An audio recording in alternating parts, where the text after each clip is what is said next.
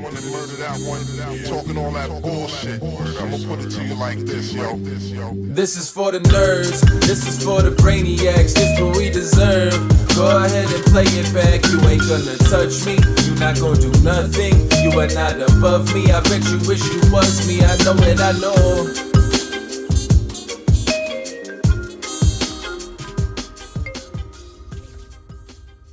What is poppin', everybody? And welcome back to another special episode of the Only Friends podcast. Well, you know, it's me and my only friends, which includes, but is not limited to, my boy Tortu. You know I got it. You know. My man Brody, he knows it was his turn. I knew it. Berkey's not here. I'm surprised you didn't do it yesterday. I mean, they didn't. I felt bad. The one time I threw it to Landon, it was not recorded, and then. Feels good to you know, Landon gets back. once every 100 shows. Look, Mm-hmm. as the better sidekick, I'm gonna let Tortuga stand when he's gone. What's poppin', sidekick? How you feeling? Feeling good, man. Honorary sidekick. Honorary sidekick. Feeling good. What is there to feel good about? Life, everything. So did you just lie to us? Is that what just happened? No, I'm always in like a feel good mood, but I don't know why. You know, it's hard to know why you're feeling good. That's good. You're just perpetually in a good mood. I'm perpetually all right. Yeah. Takes a lot to make me not Did we have all any right. ice cream last night? Nah, we're ice cream free. Shout out to Jay Roberts. He says, the one day Landon is wearing pants and he's behind a desk. Come on, bro. Actually, to be fair, Landon's had these same pants on all week. Yeah, well, just yesterday. How does he know he's got pants on?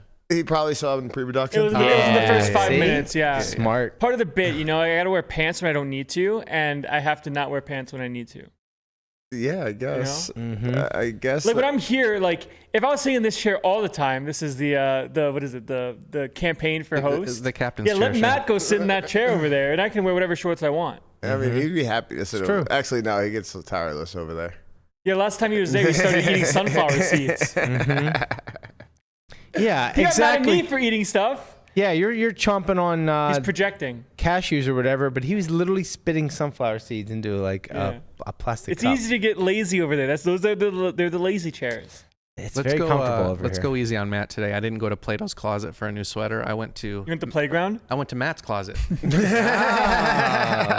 I'm gonna make it a point now, chat, to start wearing some different clothes. Berkey's clothes? On stream. I got to start flexing a little bit. Mm-hmm. So Wait, thank you, Berkey. Is that really Berkey's? Yeah, it's a sweater? sweater. Yeah. Every so often, I'll just sneak you in some more stuff from his closet, and we'll see how long it takes for him to realize. Yeah. That's pretty great. That's nice, Guapo. Thanks, buddy. You should keep that. Yeah, thank Matt. So I was looking at Twitter this morning, and it seems that the Jaguars are asking FanDuel to return $20 million that was stolen from the Jaguars and wagered on FanDuel. What? The Jaguars have asked FanDuel to reimburse them for some or all of the $20 million in stolen proceeds a former employee lost on the site.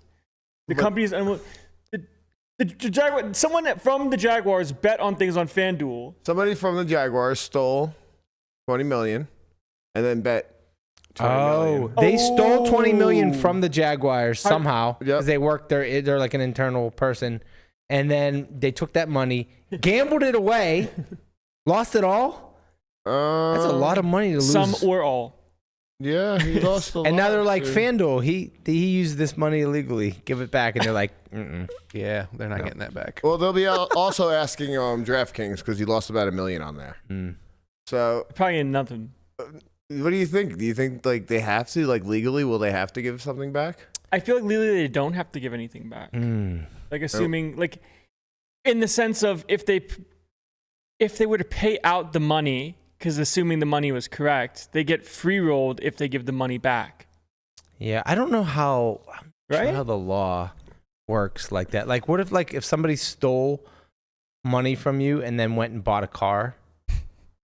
And then like would you go to the dealership and be like, give me back my $20,000? He stole I would just go back to $20,000 and bought a Daniel. car. Well, was it within 7 days? Why 7 days? Well, that was probably how long you had to return it. No. So what you're saying is, like, if I took somebody's money and then bought Daniel's Tesla, Right.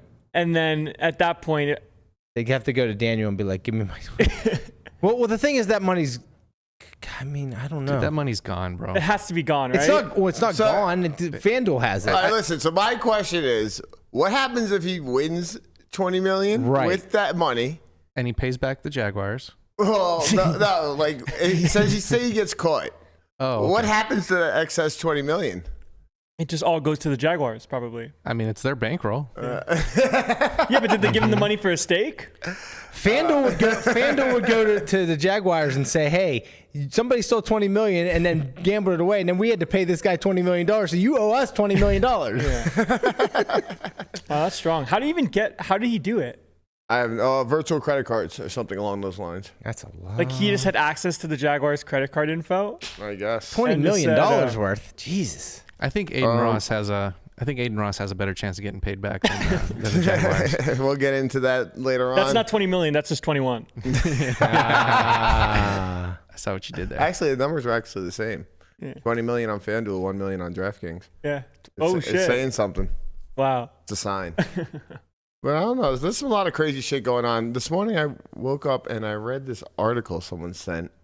And apparently there was a guy in Boston Encore. They were playing, we'll pull up that for me, Guapo. So there was a guy playing, we were playing last night at the 10-10 PLO table. And right behind me, there was a loudmouth Boston looking guy yelling stuff like, "Don't you ever do that to me again. You don't do that to me." Can you do that in a Boston accent? No, I don't know. I don't know any Boston accents. Less than an hour later, there was a commotion. Don't you ever do that to me. That's my best one. There was a commotion, and half the table was standing up. There was a massive all-in, 3 ways for about 25 each, 20,500 each. So it ended up being a $62,000 pot. Guy getting yelled at, binks the nuts straight on the river with Queen Jack 9-8, loudmouth, and another guy lose.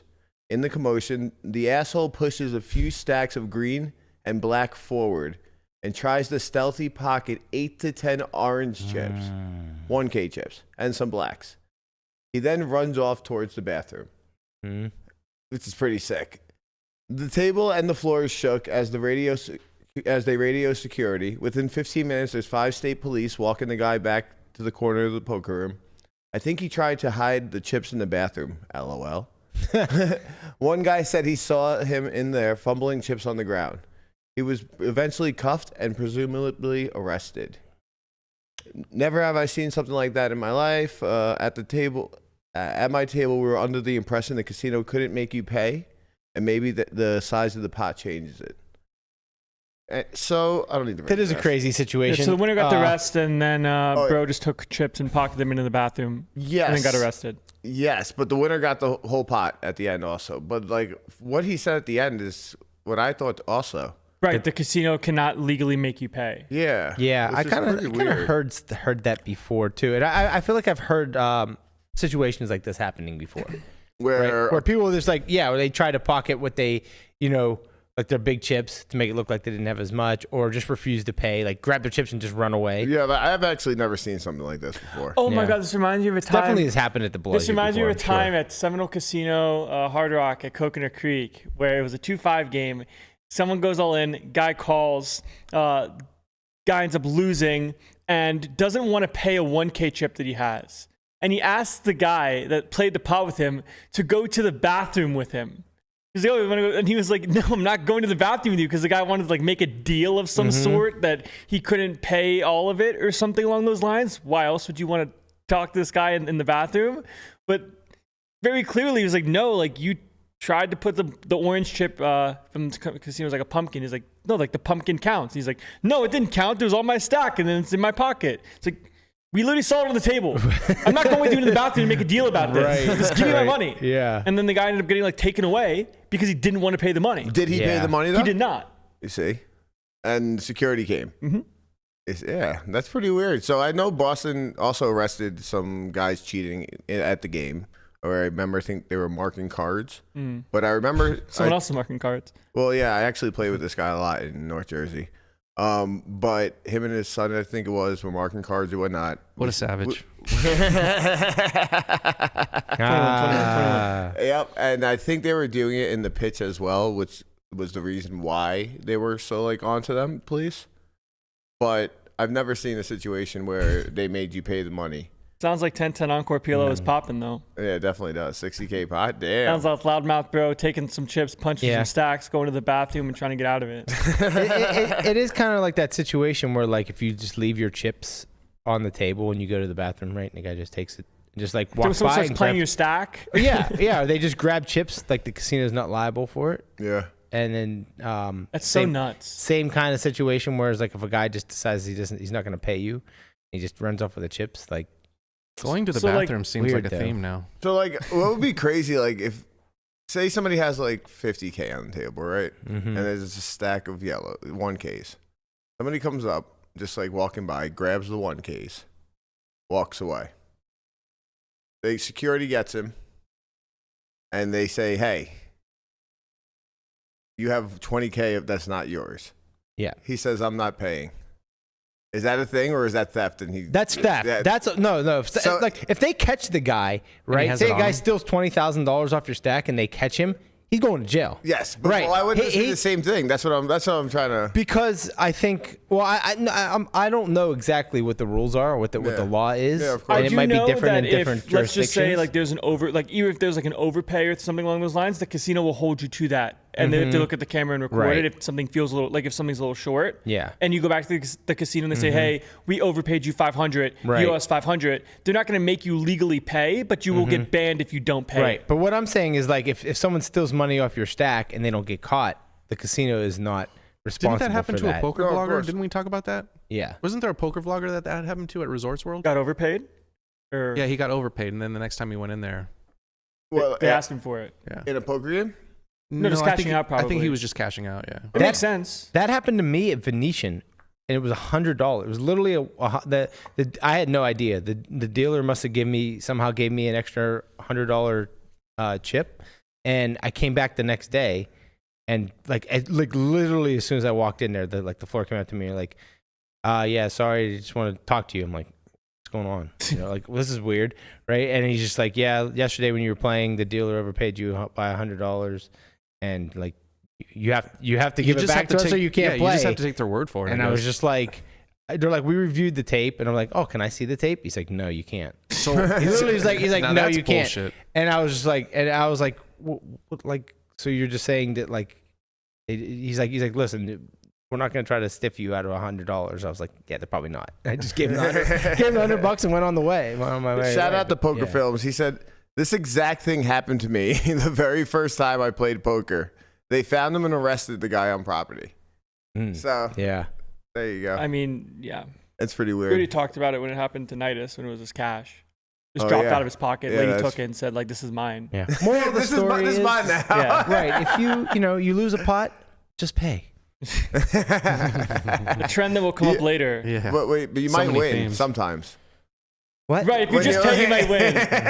When you just pay, you might win. When you lose, just pay. Yeah, if you're not going to court, you probably win if you just pay. You either get arrested or you pay. So I'm quite curious if Adin Ross just paid. Oh, man. Because this shit looks pretty crazy. So apparently there's a video well, not apparently. There is a video surfacing around the internet. And basically it looked like 21 Savage, the rapper, and Adin Ross, Twitch streamer, kick streamer were everybody hear that? Yeah, show it first, guys. Showed it first last time. Don't be weird.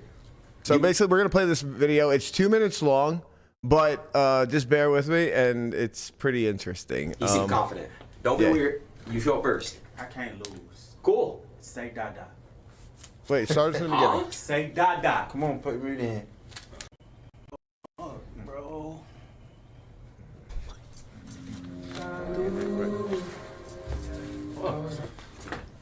Show it first, guys. Showed it first last time. Don't be weird. He seems confident. Don't be weird. You show it first. I can't lose. No, Guapo. Cool. Can you play the other one, the longer one? Huh? Sorry, this is only. Da-da. Come on, put me in. Say da-da. Dada. Oh, no. What you had? Was it scratch? But this one doesn't have a scratch and it's a king. I don't think you would do that, bro. Yeah. Busted. Nah, they're scratched, bro. They is? Yeah. These cards are both scratched. What is Chris? Look, I'll show you. Get the other face cards up. I'm gonna show you right here. Watch. So awkward. Right there. It's so awkward. They're back on 2. They're marked, bro. They're back on 2 what? These are marked. Look. Look, you see a little scratch right there? This one don't got it though. What scratch? You don't see right here? We can play that same game back right now. Look, look, look, look, look. Right, look, watch. They have it on each card. That one right there is a scratch. That one right there is a scratch. Man, get the fuck out of Am I tripping? here. Yes. I don't know. Wait, let me see the other cards. I don't think you do that, bro. I know you wouldn't do that shit to me. But I don't know why the fuck is it. Hold on, let me see this shit real quick.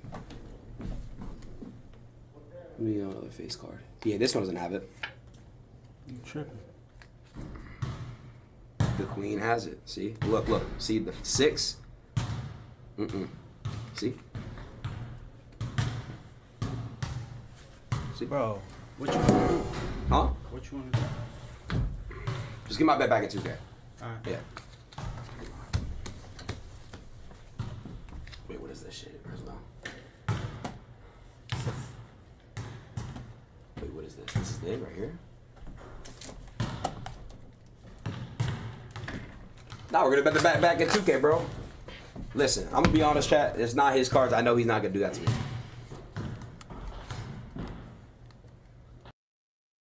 Yeah, I mean, that's some crazy shit. So what you guys didn't see is there's another video. They were playing high card, right? Yes, so they they're were just playing high card. Just spread the deck out and pick a card. Yes. Right. Yep. And obviously, if the high cards are marked, you're gonna know which ones to pick. Exactly. But also, there is another video. Hold on. I'm just trying to get it to Guapo right now.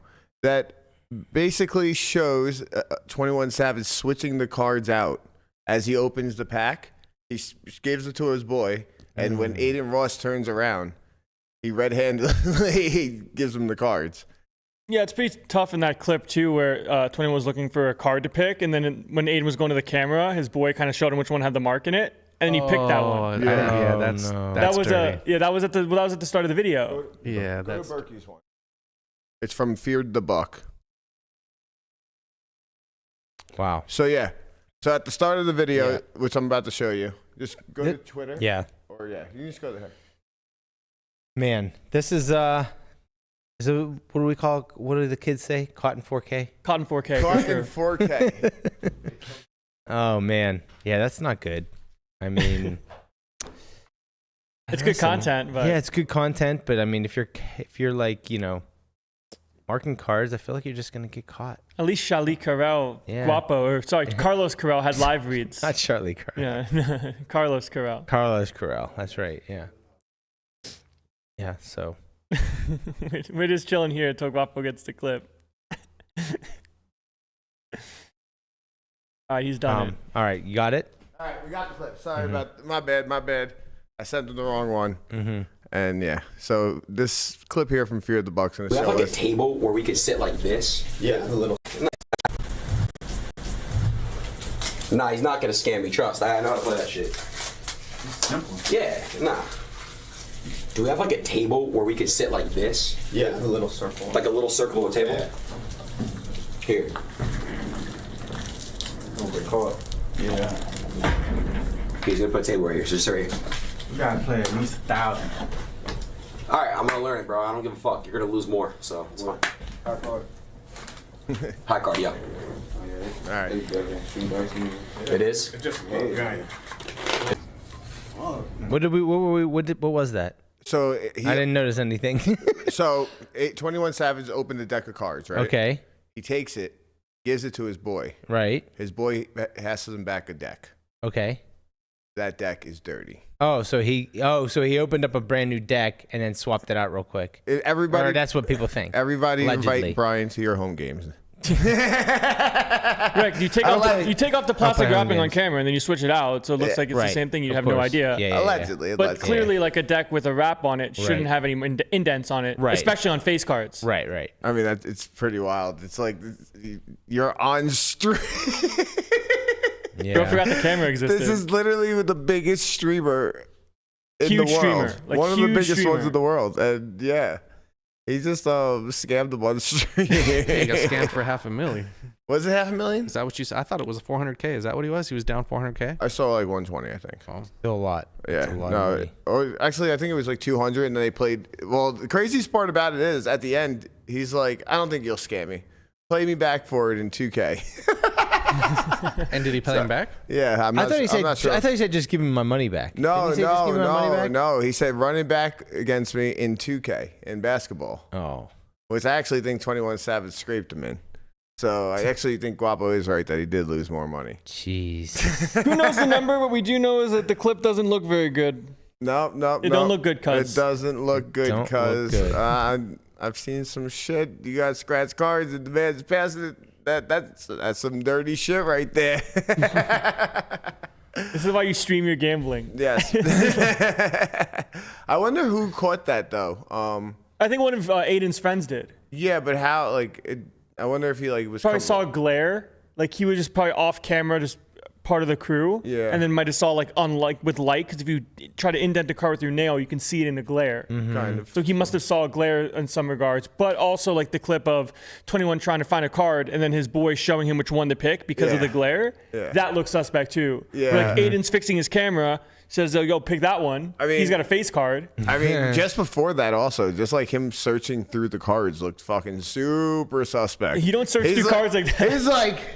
Yeah. And he's not even praying to something, if you're praying to something, sure, great, maybe that works, but you're not even praying to anything. You're literally just there with a fucking Just looking for the mark card. where He is pulls out the it? deck and sees the queen of clubs and goes, "Nah, the queen ain't got one." Looks again and goes, "Nah, it's got one. It's the other side of the card." And the funny part is, I think he in the beginning of it, he was gauging on what card he needed to get because he's what was his face like? He had an ace. He got an ace, so he was trying to gauge if a king would work. Yeah. So they're probably marked in different spots. So I think that it was just all. How many times would someone have to pull an ace in a game like that against you in a row to make you think something was suspect? 3. You just high card, you see them take a new deck. you're like, nice. And then the second one's like, damn, you're getting lucky. And then the third one, you're like, all right, I'm out. There's some shit going on here. Yeah. Rule 3. I imagine this isn't the first time this has been done. Of course not. No, I mean, Ever in the history of the world? No. Someone get Guapo in your home games. I'm saying it's possible, it's a supplemental income from Mr. 21. Oh, boy. I mean, it's possibly. I only call it how I know. sees it, man. I don't know Yeah. that stuff I don't see. yeah, I mean, it's Right. definitely possible. I know everybody just gambles a lot, so Scambles. scambles. There's gonna be people that try to take advantage of Tournaments that. are scambling. True, it is true. Yeah. Talking about some poker, Guapo. Somebody might be Hit in that the shit. Somebody might be in the muck. What am I hitting?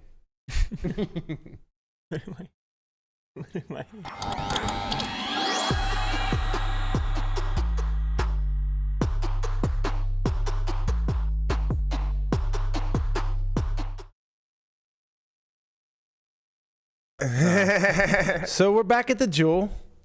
Somebody's in the muck. Somebody's in the money.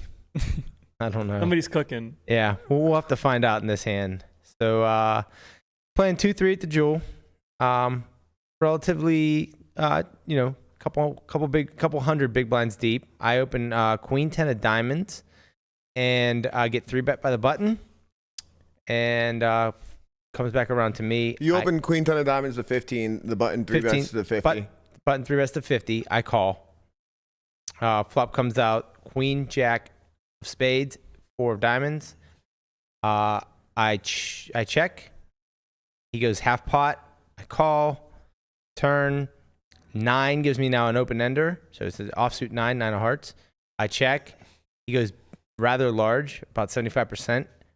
I call again, and the river is just a brick, 6 of clubs. I check, and he goes all in for third pot, and I call. The stack sizes are slightly off, but it was about third pot on the river that he shoved, and I call, and he just says, "You're good," and shows the ace 10 of spades for the missed royal. Ooh. So, sometimes you got to just pay. Wow. Are we getting the t-shirt done? Just pay? I think. See, Berkey, Berkey might know what he's talking about. They don't just always have it. I told Guapa this hand, he was at the jewel himself, and I fellow told him Jewel Patriot. yes, and I told him this hand, and he's just like, Oh, you man. lost. oh It's man, over. it's like I don't know if I could call. I don't know if I'd call. All right, that let's river. go. They just always have it. Let's go around the But- room real quick before we run this. Thank you to our sponsors also, GTO Wizard. That's right. Before we run this on the Wizard, let's roll around the room and see if it's going to be approved. What do you think, Lamanna? My play or the Your play. The other person's play. Both, both. The other guy. I think my play is approved, and there might be some random things that I would do differently in the hand. But as played, you think the Wizard's going to give you the? I thumbs mean, up? like on the river, I think it's gonna. I think I have a call. What do you think, Guap? I think the Wizard's going to say yeah. I think it's going to be Wizard approved. What about on the other side? The way the opponent played it, Yes. I don't think it's going to like the turn size. Seems big. Yeah. Okay. Mhm. I think Landon, go first. Sure. The turtle had top pair and didn't fold, so I'm happy with it. You don't care what See? Wizard says. Well, What do you think the do. Wizard's going to say about the opponent? Well, I think that like flop size probably too big, turn size probably too big, river. Because the issue with when it comes to constructing pot size, like constructing bets, is leaving enough fold equity for your opponents on later streets. In some cases, when your sizing scheme is half pot, 80% pot, 33% pot, something probably went wrong somewhere on a board like this. But I'm not entirely sure. What do you think the Wizard's going to say about Brian's? Yeah, we didn't I would ask never you all fold. that. Okay. Right. Well, the So thing you think is, the Wizard's going to be okay with it? yeah. See, the issue is now you're left with like third pot on river, and then when you jam, like getting 4-1, you should just never fold top pair. Yeah, I think. Right. And I didn't fold top pair. I So think it's the like, Wizard's not going to like Yeah. his turn sizing, and he'd probably just. I think the Wizard would actually quit on river. right. Right. That I don't agree with. I think the Wizard goes for it on the river. I think the Wizard probably shuts down. With Let's see. Let's pull up the Wizard and find out. Yeah, it's a tough game. Will you please cook for us? Yeah, so we have a spot here. I kind of custom the SPR and the stacks. just Everything based off of the pre-flop is turtle. standard. Yeah, for pre-flop what it's open, worth. open's good. Right. I mean, with queen 10 of diamonds, I'm suited. I'm probably calling 3-bet. Yeah. Right? Okay. Yeah, pre-flop's good. Like we obviously don't know what button. Like ace 10 suited is gonna be in there a little bit. Sometimes you're gonna want to flat just to protect your button range that calls. Queen 10 suited, I don't think is gonna be a hand. I don't know if I can go back. Going back to it's probably dangerous. Yeah. But I would never Okay. I would never 4-bet this hand. Right. I would use higher to 4-bet, You like don't- king 10 you- suited, king yeah, jack suited. Yeah, you don't want to have that 10 in your hand. The 10's all right, No, but the 10's queen's fine. not that great, as the queen doesn't really block kings and aces that they continue with, as well as if you do get continued when you 4-bet, you can be called by dominating hands. Like ace 10 suited is going to call you. Right. King 10 suited is going to call you, which is Gotcha. really bad. But when you have a hand like king 10 suited, king jack suited, you can get ace jack offsuit to fold, and you also sometimes can get called by hands like queen 10 suited, queen jack suited. So you get called by You call call by worse, fold it and get better to fold. It knocks them down a pip some places. Gotcha. Right. So flop here, we see Brian's gonna have a range check. No real need to lead on this board. Very bad board for Brian, as he has a lot of these middly pairs, like deuces through 10s. Bad for my range, not for my exact hand. Right, your hand's fine. We have a good hand. Most of your range isn't going to be that thrilled, as the in position 3-better is going to have a lot of high cards. Right. And then sure, some of the low cards are going to exist, like the like the suited connecty ones. Like these are going to happen a little bit, but most of the range is going to be concentrated towards the top left. Just hands that are really, really strong, which is good for him and allows him to bet. I already custom the size of 50, but the call it algorithmically approved size is quarter pot. Right. And the reason for that is because your small pairs, I guess I can just go back and we can quickly touch some stuff. It's his range advantage that's so big that he gets to go small. He gets to go small as he targets a lot of your small middly pairs, right? So now when we give him 25%, he's betting roughly 83% of the time. Right. And very low frequency check. So in practice, I think playing a range bet's going to be just fine. Okay. So if I were to play a range bet, I just go here, edit actions, and just remove this all in, and then remove this. And remove the check. So it just only will give bet 25. Okay. Yeah. But anyways, versus a quarter sized bet, we're going to already start folding all of these pairs without a spade. And this is the bulk of the range for us that's going to start folding. Okay. So we don't have to go half pot when it comes to finding a C-bet on this board, as the C-bet efficiency of quarter pot's going to do just fine. And where half pot kind of allows us to fold some of these hands already, like maybe 8s and 7s with the spades start folding. And then we're still going to call it the top left portion for the deck for us that we have. I like that deuces has some raises in there. Yeah, deuces with the unblock and the spade. Kind of a common-ish thing that's going to happen where we want to have the pair that doesn't block some of the light 3-bets for him. Where if he's range betting, he's going to have 5s, 6s, 7s, 8s, 9s. And then deuces unblocks those while also unblocking some of the ace-3 suited misses and things along those lines. Gotcha. So anyways, he goes half pot, and we'll see a little bit of how, not the strategy is going to change as a whole, but like how our range changes versus a B50 versus a quarter. And we'll see here facing half pot. Now we can start kind of folding those spades that I was kind of talking about with the like the under pair plus spade. Landon, half pot is what he actually bet. Correct. Is that right? Okay. Yeah. So half pot here kind of allows us to get away for 0. And sure, we might make a little bit of an overfold mistake where if you like always fold 8s pure, this is a spot where I think that you're winning near 0. It's going to be completely okay to find folds with these and then find some continues with other portions of range to kind of make up for that frequency. Okay. Like I probably in this spot facing B50 would just fold all of my 7s. I'd fold all of my 6s. I wouldn't be too concerned about having like the perfect suits with the diamond and the spade, and be more so concerned about peeling hands that have to pure continue. Like I would just not fold ace-10 of clubs. And I would choose that to continue pure instead of choosing turn the nuts. 7. I mean, yeah, you can turn a king. Most of the 3-betting range, who knows what it's going to be like in practice, but it's going to be very top left heavy. So like you turn Broadway, they turn pair plus most of the time at the very least, and that's going to be better for our EV as well. And then like 10s with a spade, you just can't fold because you have 3 to a straight, 3 to a flush, and then you can fold all the other ones.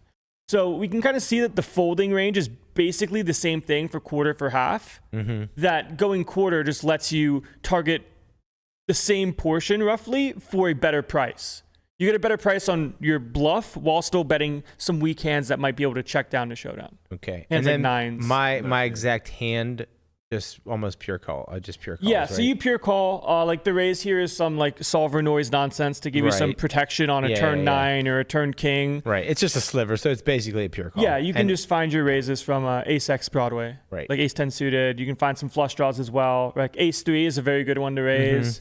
Ace 4, not as good because you have a pair. Like the emergency pair trips outs are very strong, where with ace 3, you have the ability to make the nuts while blocking ace queen and aces and ace king, and also getting some of those middling pairs to fold. Gotcha. So these check raises actually do very, very well. And you just don't care about your hand. Like if he puts more aggression in, we just fold. If he puts more aggression in, which would rarely happen, like if he just piles on you, it would be rather annoying. But I think you just have to let it go.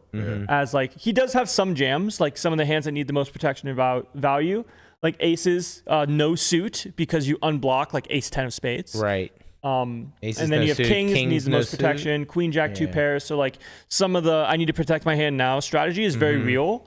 The only issue in practice is that people aren't going to start piling like hands like ace 5 of spades on you, which kind of makes their range more weighted towards value. Or like king 9 suited, they'll just try to peel it off instead of ripping it. But ripping it's going to be fine, and this range can actually be played pretty simply. Yeah, like queens and jacks, pure call because they're just too strong. But then the 4s might shove sometimes just because you unblock the queen jack and that kind of stuff. And it's just a matter of how much do people actually 3-bet pre with 4s. Right. Who knows a little bit, so it's not that much of a concern. Right, of course. So it's not that much of a concern. You have to protect with the hands that can protect for your check calling range, like queen jack sometimes. And then you'll see this is if I find the very... This is if you raise with your range. If I raise, which is a very low frequency raise. Correct. And then facing a jam, you probably just have to you just have to call off, fuck it. You just say, fuck it, we ball. Right. So this is kind of a decent reason why you can raise these sort of nut draws is because if you do end up raising, you can call it off. Ace 10 is folding though? Not ace 10 of spades. It doesn't exist. Oh, yeah, okay. Like ace 10 of spades just plays a pure call line. To protect for potential check raises later. Yeah, gotcha. So all of your nut flush draws that you do decide to check raise because of the SPR, because in this spot, we're looking at a 3-bet pot with an SPR of roughly 3.5. Yeah. Where normally in a 200 big blind spot in a standard open 3-bet call, you're putting in a lot of money. This time the SPR is already low because of the dead pot. Right. Where somebody limped, you ISO'd, button 3-bet, somebody called and folded behind or something. Right. That's just going to be extra dead money that decreases the SPR, which is going to change our strategy. Right. But in a normal 200 big blind strategy, it would be like not that great of a price, I imagine. So anyways, So he goes B50. The turtle has queen 10 and doesn't fold, which is great. You can't fold a pair that is on the board. Like Jack X can't fold, even though it feels kind of bad. Like you just feel like the turn barrel is always coming, but you never really know. And sometimes the turn could just be a jack. 5-4. All the 4-5 suiteds are calling. 5-4 can't fold. You can turn trips. You can turn your two outs pair. your outs are so clean. Your outs are clean, and you can bluff later and check. Yeah. Right, check. Board gets kind of scary. You can try to get him to fold 9s, 8s, 7s, and stuff like that, where you're not trying to get ace high to fold as you beat it. Right. So we decided to go for the call. Turn is the 9 of hearts. This is kind of where I start playing with the sim a little more, as we see that we can lead a ton as the hijack, because this 9 is very good for the hands that we check called flop with. Right. Like we have a lot of pair plus, like we have some king jack, we have some queen 10, we have some King 10 for the nuts. Right, we have nuts a lot. Like he's not going to 3-bet all the time and doesn't have king 10 off. Right. I imagine, like if we look back here, like king 10 off doesn't exist. Yeah. So we have a little bit more combinations of king 10. He has some, so it's not the end of the world, but we do have a lot of these pair plus draws, some spades that we want to push equity with, as well as getting some good things to happen when we're bluffing, like getting some of the middling pairs to fold now. Like 7s is out, 6s is out, and sometimes still even has to find a continue, which is going to be pretty tough in practice, as well as getting like the ace high, no backdoor kind of hands to release as well. Also sort of stuns them from putting in more chips as well, so we can try to realize our straight draws, our pair draws for relatively cheap, where if we go for a check in this spot, we'll see that the button bet is going to be bigger. So instead of facing a bigger bet, we kind of try to set our price. Pretty cool strat stuff. But now when it comes to like playing in practice, I don't think the turtle is going to lead here. And honestly, I would never have found a lead here myself because it feels like it's too high. Too high of a board. Right. Yeah. So what I would do here is just make the AI play a range check on the turn, as this is going to be a lot more indicative of real life strategy versus kind of solver noise. Right. So now because we play pure check, the button needs to be a lot more careful about how they put chips in the middle themselves.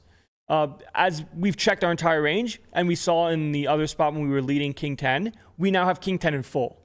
We have king 10 in full, we have queen jack in full. We have all of these hands that would have put in money on the turn for us in our range to protect our checking range. Right. So in the other spot, button was betting 75% and a lot more of the time, because when you lead, you're breaking your range down. Where now when we checked, they're checking back a lot more in order to realize their equity and not get check jammed on. So he should be checking back here. He should be checking back a ton. Specifically with his hand checks pure. Sure, specifically with but ace his 10. range as a whole is gonna check a lot. Right. Still, the hands that need value and protection are still going to put the money in, like jacks, queens, and kings, of course. Right. But when it comes to the hands that have equity for him, that want to realize and not bet call, those hands are going to now start playing checks in order to realize that equity well. Right. Because you can still sort of preserve bluffs in your range, like those pairs, like 10s with the spade and things along those lines that might have to turn into bluffs later.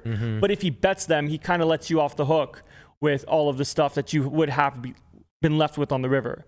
Like potentially 8s and stuff with a spade, potentially ace 10 that doesn't get there for us, as we see now that we're folding the turn without the nut spades for the combo draw.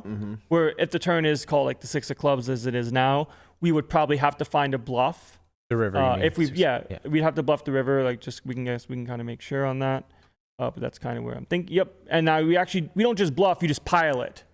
Right. So now it's a spot where we're trying to be polar and represent that we have a straight, because they chose to check back the turn. Okay. Where when they have king 10, they're always going to bet. So they cap themselves, but they cap themselves at having a hand like aces, which is just strong enough as is. Right. So anyways, the button goes to bet 75, which I think is a little bit too big. And with ace 10 at this SPR, bet calling isn't the end of the world, but it doesn't really function very well for what we're trying to accomplish.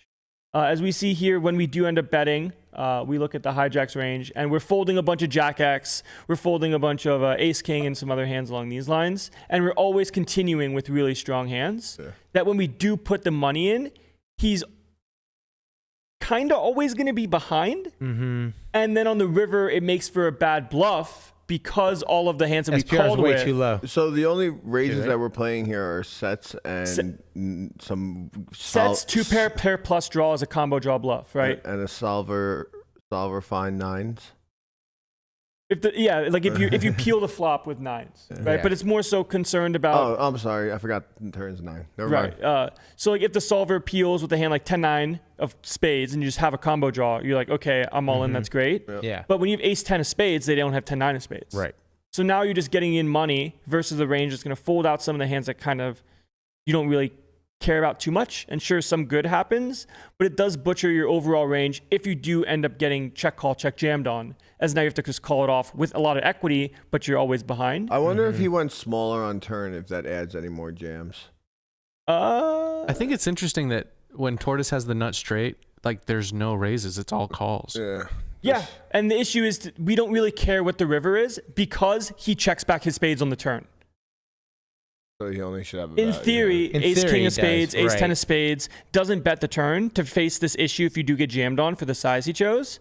So now you don't have to protect King 10 because if the board pairs anyways, or if the spade comes in, that's life. Right. Yeah. Where in practice, I think just like facing the big turn bet, if their bluffs are hands that contain a ton of equity, jamming is great because we can either get those to make a mistake and fold, or just get the money in good when they call. Yeah. But in practice, if you see what the bluffs are going to be, they're going to be a lot of this like ace wheel sort of nonsense, right? Like high-low garbage, King 6, right? It's just a bunch of garbage hands that benefit the most from fold equity. That if people don't have these hands, it makes it better. Hands, I call it 6-5, nothing.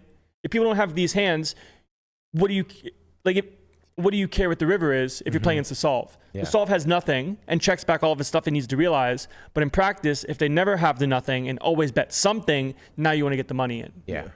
Makes sense. So when we look at what the solve would probably do, we can just go through this, like we can go through this line and then we can look through like a theoretical line and see if things would change.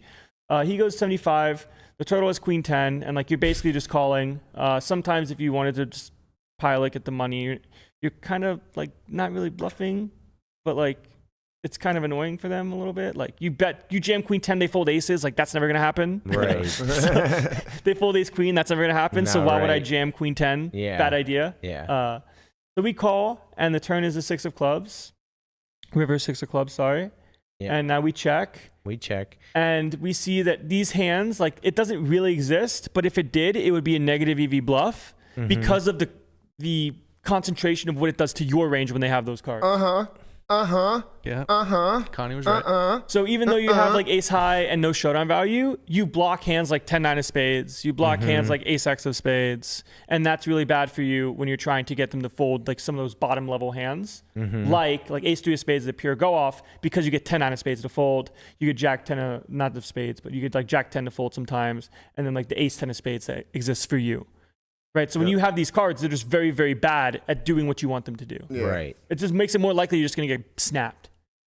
So he bets 33. The turtle has queen 10 and doesn't fold. So the turtle did good.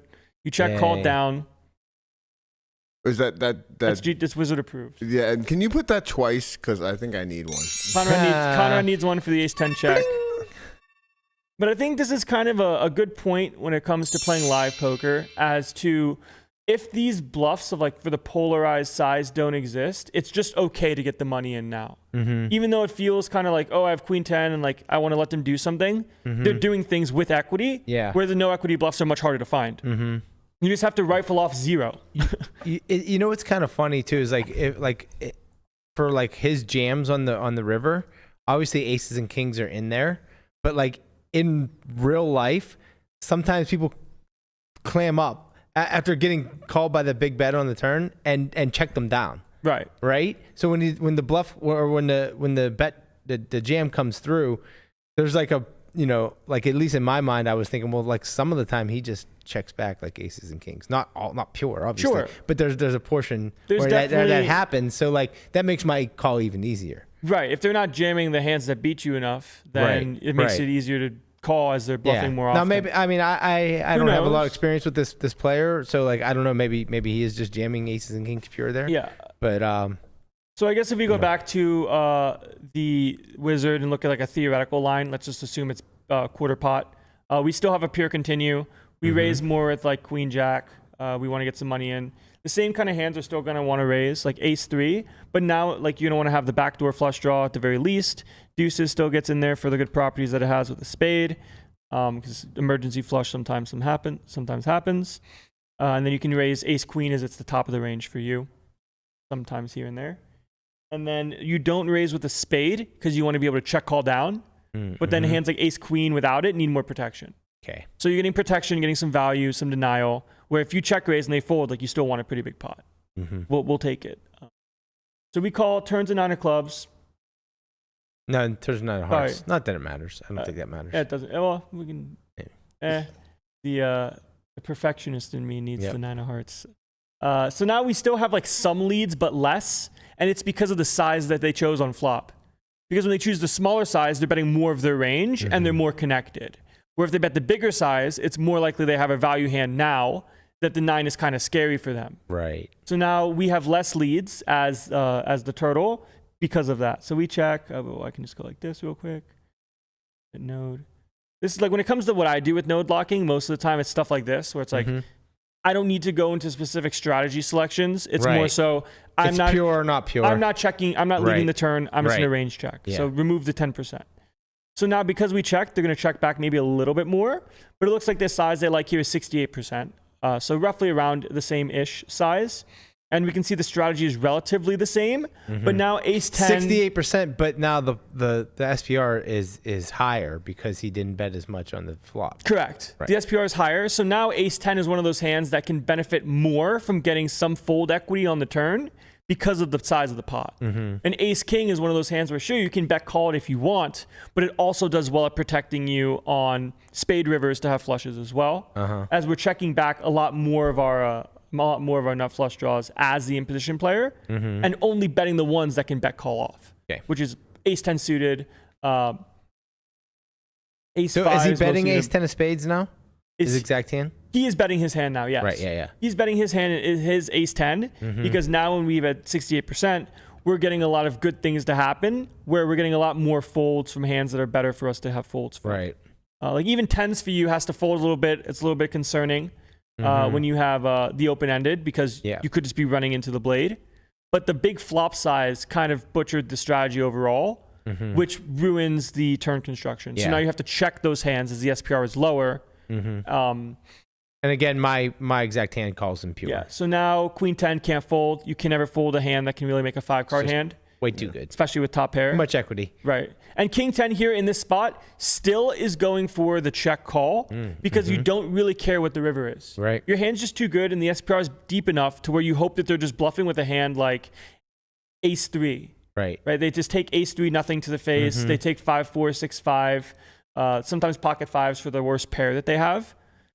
So if you have king 10 and they have hands that don't draw to anything anyways, what's the issue? Right. But like you said earlier, if they don't possess these hands, then it's okay to protect. If they don't protect these hands, if they don't bet the hands that have nothing, it makes it better to protect because it's more likely they have value. Yeah, that's why in practice, like you're gonna have some jams there with or raises with the king 10 because their range is just concentrated to the big draws and the pairs. Personally, and I would assume in particular when you don't have a spade. With what? With king 10? When you have king 10. Sure. Like if you have king 10 of spades, you just don't want to jam anyways because you just block kind of too much. And you don't really care what the river is. And you hope that they're bluffing with a hand like ace 10 off with a spade. Like a man can dream. But like when I play personally, like I get kind of pissed when I have like the ace 3 and rifle the turn and they jam on me. And I'm like, I was literally going to go all in for you. Yeah, and you ruined my ability to win the pot. Yeah. Which obviously gives me EV. Like, but they just saved you money. Yeah, they saved me money. So it's like, oh, thanks. I was going to rifle it off. Yep. But and you were going to snap probably. this is kind of the issue with this is why polar sizes are very good in practice and in theory, is because it forces your opponent to defend very uncomfortably. Right. Like king 10 is winning a lot to play a call. And sure, it's going to win a lot to jam too. But at the same time, like there's a difference of 209 to 200. versus jam and call. Mm-hmm. So now we have like a 10%, or I guess that's 10 big blinds. Yeah, I think it's in big blind. So it's a 10 big blind difference to let your opponent keep bluffing. Right. But if they're not bluffing, or they're bluffing with equity, like if they're bluffing with ace 10 of spades, they're bluffing with ace king of spades type stuff, now your hand is going to be worth more probably to jam, as the bluffs don't exist and you don't make money off of that part of the range anymore. Right. So we call, river's a 6 of clubs, and we check. I assume we would never lead. Lead sense to me. Nope. We lead. I would only think that let's see, all in. Yep, all in and call, all in and check.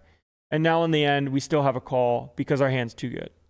So he just can't get me to fold that hand. You cannot fold your hand. Like, right. If you ever folded this hand, it's just a straight mistake. You have top pair. Yep. Right. We go to war. Just pay. The 10, even if he does leave and not like, so like obviously it just shows how easy of a call. Like I know when I told Guapa this hand, he was like, I don't know if you should like, call that. Right? But you see how easy the call is as played, because even if he played his hand correctly with the correct betting sizes and leave himself a big enough SPR on the river to shove, I still call. Right. Okay, important question. Why do you think ace queen folds, like mixes fold, and queen 10 pure calls?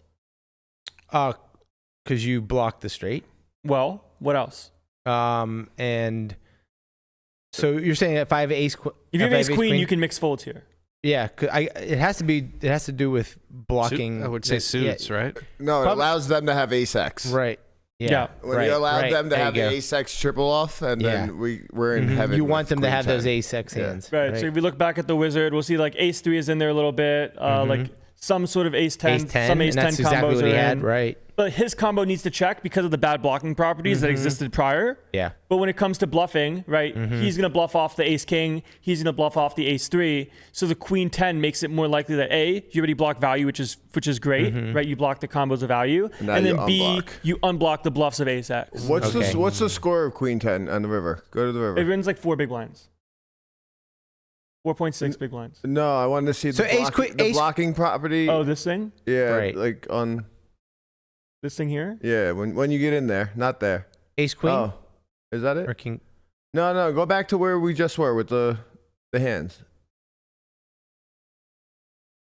Yeah, I'm not sure why it's not coming. There you go. What is the on the right of it where it says the blocking properties and the little, yeah, those things. It says 5. Oh, got it. Value removal 5, trash removal 1. Okay. So it removes a lot of value and does not block a lot of trash. Gotcha. So if you click on the ace queen, so I'm still calling most of the time. It's just I do find some folds. Correct. You're allowed to fold. It's not like you just pure fold it because you have an ace. You don't pure fold. You're allowed. Still have a really, really good hand. Your call is worth less and worth more depending on suits. Right. Right. Like ace of spades queen is indifferent, and then queen of spades 10 combinatorically you just pure call. Right. As you only have 3 combos.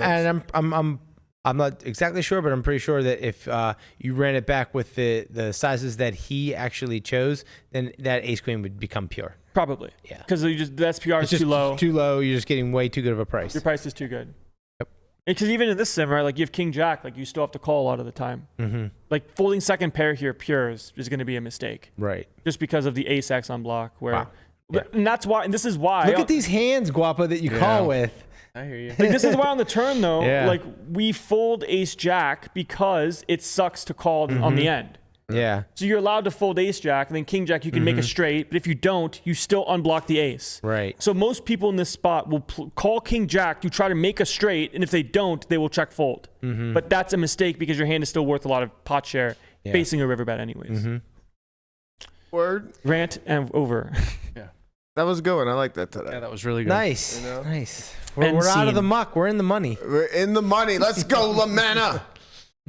Get it popping out here. It's so good that when you just like, you have the queen 10, right? How happy he is. But it's like a side. It's a side call, right? It's just. I mean, it's not a side call.